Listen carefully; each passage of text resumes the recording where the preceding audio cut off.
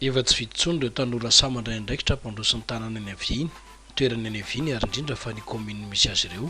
Anisan'izany itoky ao amin'ny commune Talatavolo. Narako moa zany dia Rakotina Zakatoky dia anisan'ny tanora hifaninana amin'ny fifidianana communal ho avy izao.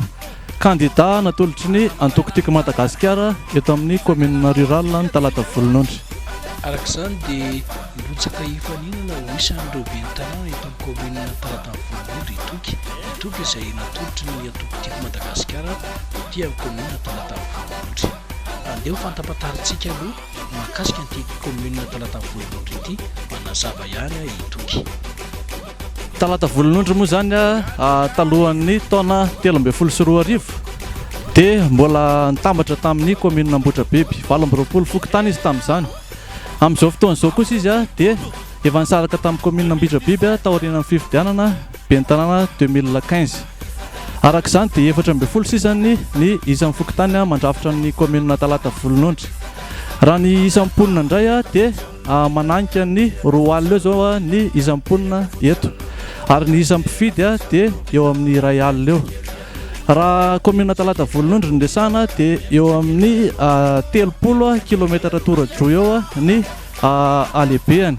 Zany hoe ny fokotany lavitra indrindra zany dia any Aparafara eo amin'ny 12 kilometatra eo miala eto amin'ny renivohitr'i ny commune.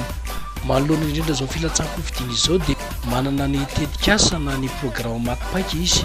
Mbola itoky hatrany manazava izany programme matipaika entiny ampandrosin'ny commune izany raha tahiny ka tonga eo amin'ny fitondrany izy. Amin'izao fotoana izao moa zany dia raha antsika mahafantatra fa tena mikaikaikaka tokoa ny vahoaka rehetra eraky Madagasikara tsy ny eto amin'ny commune Talatavolon'Ondry ihany.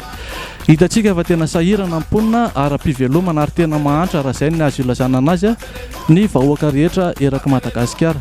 Ka arak'izany raha ho anay manokana izay ny antony nanaovanay an'ity fifaninanana communal ity mba ahafahana mitantana ny tanàna dia nitetika asa tena hitanay lahara-pahamehana zany izao dia voalohany indrindra mahakasika ny sosialim-bahoaka ary nitetika asa izay ho ataonay dia tetika asa ekonomika. Inona moa zany le ekonomika?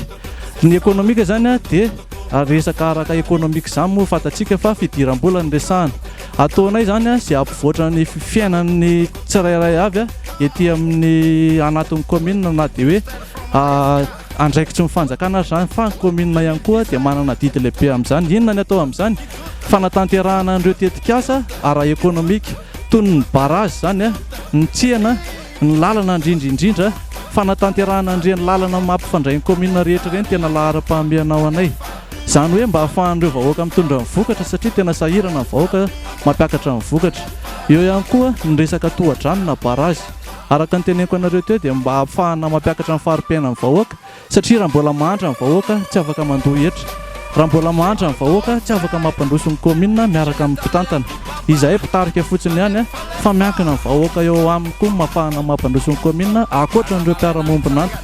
Ka nitetika asa tena lahara-pahamehana ao anay dia araka ny lazaiko teo ny resaka ara-ekonomika fampiroboroboana ny tatsaha amin'ny alalan'ny fiompiana sy ny fambolena. Milaza hatramy tompy fa vonina mpiatra ireo fianarana ny ratoviny, ireo fahalalana ananany ary ampiasa ireo traika efa ananany ho fampiroboroboana ny commune Talatavolon'Ondry ity. Ny tenako ihany koa nianatra manokana momba ny développement local.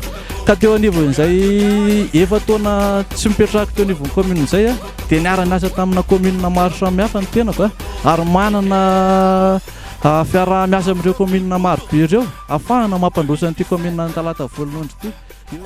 Teo am-pamarana ny resadresaka faraovana moa dia ho itoko hoe ny tanànako tsy maintsy ampandrosoako.